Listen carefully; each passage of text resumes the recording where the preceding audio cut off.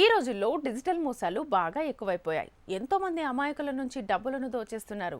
అయితే ఇప్పుడే కాదు, ఒకప్పుడు కూడా, అంటే చెక్కులను బాగా వాడే కాలంలో కూడా మోసాలు ఎక్కువగా జరిగేవి.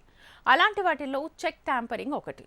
ఇలాంటి మోసాలకు కళ్ళెం వేసేందుకు అప్పటి వాళ్ళు చాలా క్రియేటివ్గా ఆలోచించారు. వాటిలో భాగంగా అనేక టెక్నిక్స్ని ఉపయోగించారు. వాటిలో చెక్ బుక్ పై ఓన్లీ అని రాయటం ఒకటి. చెక్కు ద్వారా బ్యాంకు నుంచి డబ్బు తీసేటప్పుడు మనం రాసిన అమౌంట్ తర్వాత ఓన్లీ అనే పదం కూడా రాస్తుంటాం. ఇది కేవలం ఒక అలవాటు కాదు, చెక్కును మోసాల నుంచి రక్షించడానికి చాలా ముఖ్యమైన జాగ్రత్త. చెక్కును నింపేటప్పుడు మనం డబ్బు మొత్తాన్ని అంకెలలోనూ పదాలలోనూ రాయాలి. ఉదాహరణకు మనం 5 లక్షలు తీసుకోవాలనుకుంటే అంకెలలో 5 లక్షలని రాసి పదాలలో 5 lakhs రూపీస్ ఓన్లీ అని రాయాలి. ఇలా ఓన్లీ అని రాసిన తర్వాత ఎవ్వరూ మనం రాసిన మొత్తంలో అదనపు అంకెల్ని లేదా పదాల్ని చేర్చి మనం తీసుకునే డబ్బు మొత్తాన్ని పెంచలేరు. మనం చెక్కులో 5 లక్షల రూపాయలు అని మాత్రమే రాస్తే మోసగాళ్ళు దాని తర్వాత 10,000 లేదా 25,000 అని జోడించి మనకు తెలియకుండా ఎక్కువ డబ్బును తీసుకోవచ్చు.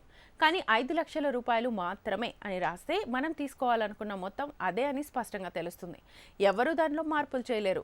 బ్యాంకులు చెక్కుల భద్రతను చాలా తీవ్రంగా పరిగణిస్తాయి. మనీ అమౌంట్, తేదీ లేదా సంతకం రాసేటప్పుడు చిన్న తప్పు చేసినా చెక్కును తిరస్కరిస్తారు. అందుకే అన్ని విషయాలను స్పష్టంగా రాసి 2 సార్లు చెక్ చేసుకోవడం చాలా ముఖ్యం. అమౌంట్ను పదాలలో రాసి ఓన్లీ అని జోడించడం వల్ల బ్యాంక్ మనం తీసుకోవాలనుకున్న ఖచ్చితమైన మొత్తాన్ని ధృవీకరించడానికి సహాయపడుతుంది. చెక్ పై ఓన్లీ అనే పదాన్ని రాసే చిన్న అలవాటు చెక్ మోసాలను నిరోధించడంలో పెద్ద పాత్ర పోషిస్తుంది.